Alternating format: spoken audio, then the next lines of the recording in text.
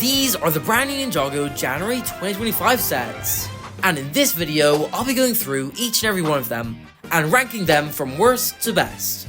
Before we begin, I'd just like to make it clear that I'm not going to be including the 4+ set, because A, I don't have it, and B, because they're always overpriced, non-canon, and just not very good. But without any further ado, let's get right into it, starting with number 10. Starting off in 10th place is Lloyd's pullback race car. The minifigures are what you'd expect from a set like this, except for one thing, and that is the fact that they're just not complete. Lloyd doesn't come with his armor piece, and the Dragonian doesn't come with its wings, which just makes no sense at all. In terms of the car itself though, it's actually alright, until you get to the back. They use this massive pullback engine piece, and while I understand that it's necessary for the play feature, it just looks very out of place. But with that said, let's move on to number 9.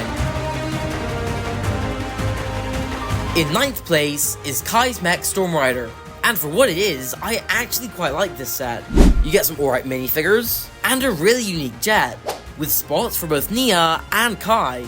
Kai also has a mech that you can remove from the back, which looks pretty cool, and has this insane Stormblade piece. Although the problem that I have with this set is the price. For only 333 pieces, this set costs $50, which is just way too much. I mean, sure there are some pretty big pieces, but definitely not enough for that price. So the only reason this isn't in 10th place is because I actually quite like the build. But now, let's take a look at number 8.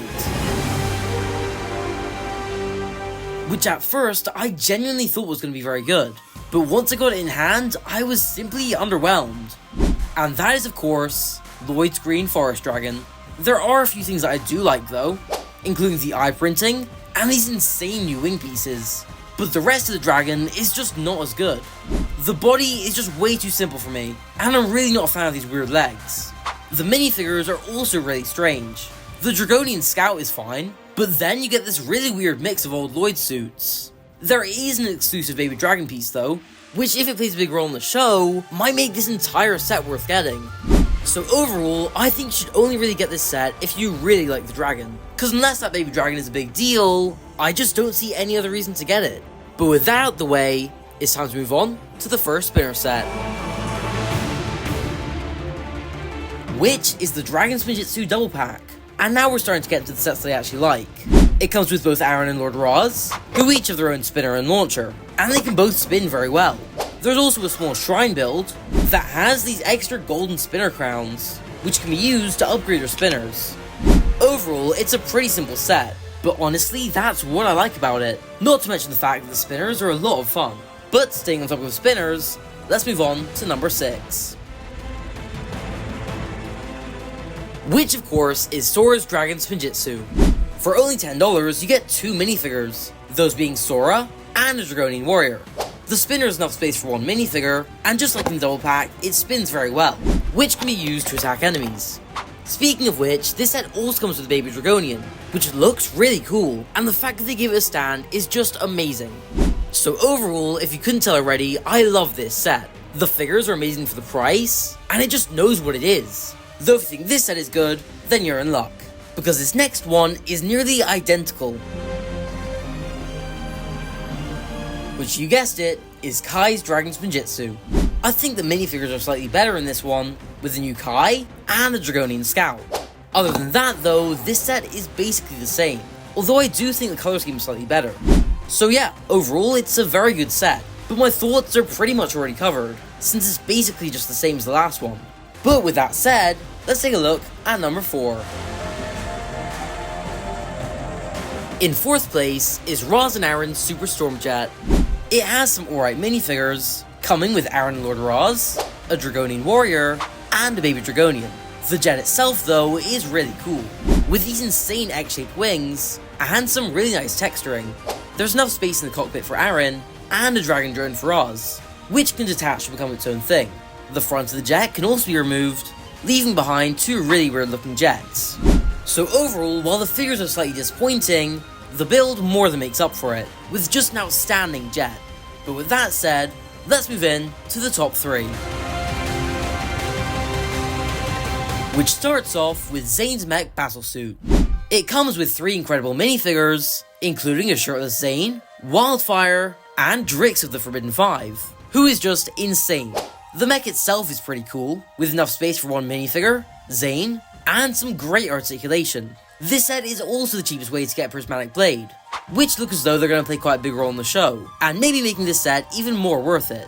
Overall, this set is a must-buy for any Ninjago fan. The mech is okay, but the figures are what really sell the set, and by that, I mainly just mean Drix. Speaking of good figures though, it's time to move on to number 2. Which is the Dragonian Storm Village. And yeah, the figures in this set are just amazing. With a new Nia and Zane, a Dragonian Warrior and Scout, and Rogue and Morrow, who are 2 incredible minifigures, and are exclusive to this set. In terms of the main build however, it's definitely not as strong, though it is still very good.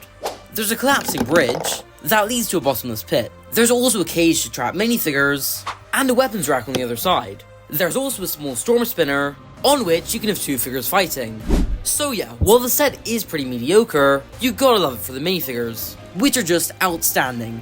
But with that, it's finally time to take a look at number 1. Which of course is Zane's Ultra Combiner Mech. And if I had one word to describe this set, it would be perfect.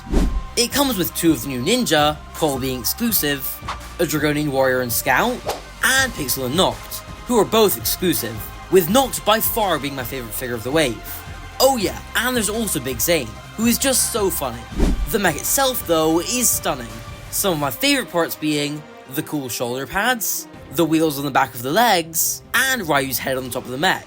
The mech also comes apart into 4 different sections: Ryu detached from the back, Zane detached from the front, the torso turns into a jet for Sora, and the legs into a car for Pixel.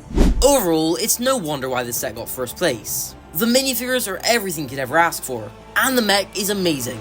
Even the vehicles that detach all look great too. So yeah, I'm just lost for words at how great this set is. So there you have it, my ranking of the new Ninjago January 2025 sets. But what do I think of the wave as a whole? Well, to me, it was a very positive wave. Sure, there were 1 or 2 bad sets, but altogether it made for a very good wave. That's all for this video though. If you enjoyed, make sure to like and subscribe, and comment down below what your favourite set from this wave was. And I'll see you in the next one.